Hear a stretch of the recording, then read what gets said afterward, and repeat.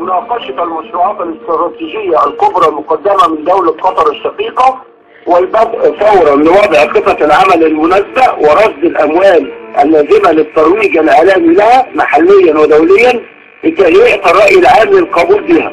ثانيا، مناقشة خطط العمل الخاصة بحشد الشارع السياسي والإسلامي للتوافق حول الدستور، ده وفقوا فيه طبعا يعني مهم. ثالثا، ضرورة البحث وإيجاد السبل ووضع الخطط المناسبة لتهميش دور السلفيين وعرقلة المد الواضح لهم في الشارع الإسلامي نظرا لما يشكلونه من خطورة قد تزداد حدتها في المستقبل القريب وتصعد مع الحلول. رابعا، دراسة ووضع الخطط اللازمة لمواجهة غول مواقع التواصل الاجتماعي فيسبوك وتويتر نظرا لما تشكله من خطورة بالغة، والبحث عن سبل لحجب هذه المواقع بصفة مؤقتة حتى استقرار الأوضاع في البلاد. خامسا، مناقشة فكرة توسيع اللجان الإلكترونية بعد أن أتت بثمارها الجيدة ونجحت نجاحا مبهرا، والعمل على رصد المزيد من الأموال لتعظيم دورها في المرحلة القادمة في هذه المرحلة. سادسا، مناقشة تحويل كافة المهام السيادية لوزارة الخارجية إلى عهدة السيد الأستاذ الدكتور عصام حداد. سابعا، مناقشة المقترح والخطة المقدمة من السيد الأستاذ الدكتور محمود غزلان الخاصة بتطوير جهاز الإعلام من فنون النظام السابق والإطاحة تدريجيا بجميع القنوات الفضائية الخاصة. البند الثاني، المشروعات المطروحة للمناقشة والدراسة. أولا، مناقشة إلغاء بعض النشاطات السرية والعمل في العلن بعد أن تعاظم دور الجماعة وتفردت بالسلطة.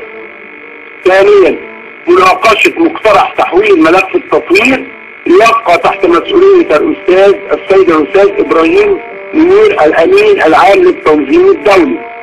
ثالثا، مناقشة مذكرة التفاهم مع مجموعة سنتمين والخاصة بالشراكة بمشروع منجم السكري بتاع الدهب.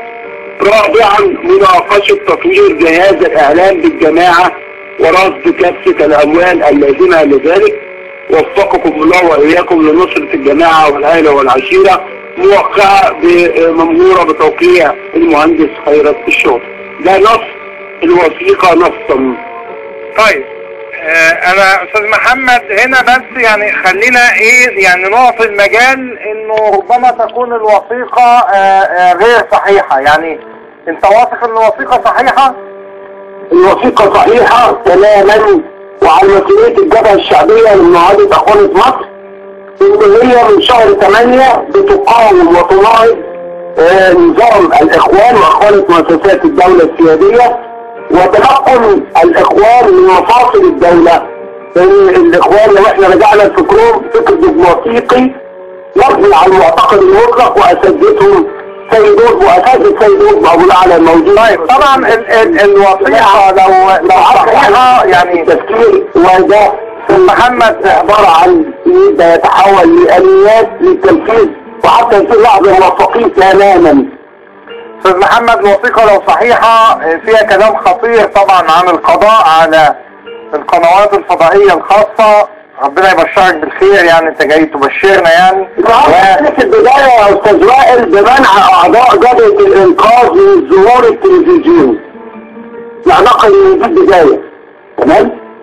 ويعني عندها حاجات طبعا عن ان فكرة العمل السري الفرعي قناة تريم المحترمة ذات نفسها اعتقد ان هي في القريب في الامس القريب كان فيه معاناة مع الجماعة وتلقوا وحاجات كده اسباب غريبة كانوا بيقولوا عشان البث مش البث وحاجات زي كده يعني احنا بنتكلم عن حاجات واقعية الجماعة بتنقل هي تعملها. طيب وهنا الغاء بعض النشاطات السرية، يعني في اعتراض بالانشطة السرية الارتباط بالتنظيم الدولي لسه ما زال قائما.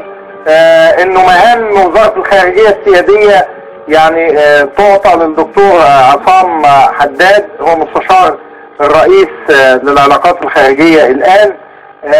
كل دي نقاط خطيرة بالاضافة للميليشيات الالكترونية، وكمان وضع الخطط المناسبة لتهميش دور السلفيين. يعني اذا صحت الوثيقة يعني انت بتتكلم عن صراع قادم ما بين الاخوان والسلفيين، بس خليني اعطي المجال الوثيقة صحيحة على مسؤوليتك، لكن خليني اعطي المجال للرد عليها وانه اعطي احتمالا بانها غير صحيحة.